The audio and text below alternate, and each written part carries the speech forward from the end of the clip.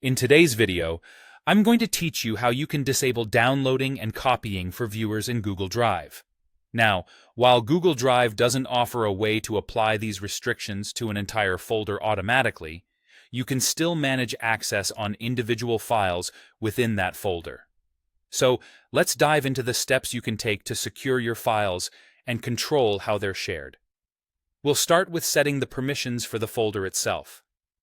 First, make sure that the folder's visibility is set appropriately.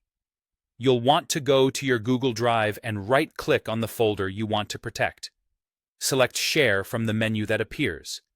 This action will open up the sharing settings for the folder. Now, you can choose between setting the folder to anyone with the link or sharing it specifically with certain people. In either case, you'll want to ensure that the permission level is set to Viewer to make sure people can only look at your files but not edit them. This is an essential foundational step that restricts any unauthorized changes to your files. Next up, let's talk about disabling download, print, and copy options on the individual files within this folder. Unfortunately, this part does require a bit of manual labor, as it needs to be done for each file separately. Go into your folder, and one by one, right-click on each file you want to protect. From the menu that pops up, click on Share to bring up the file's sharing settings. In the sharing pop-up, you'll notice a gear icon usually located at the top right. This is your settings icon. Give it a click.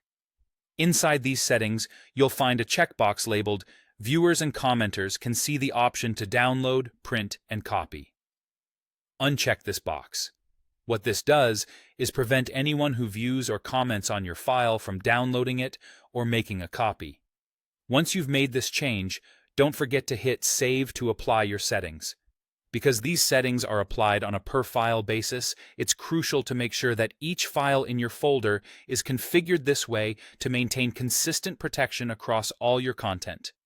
Keep in mind that if you add new files to the folder in the future, you will need to go through this process again for each of those files to ensure they are secure.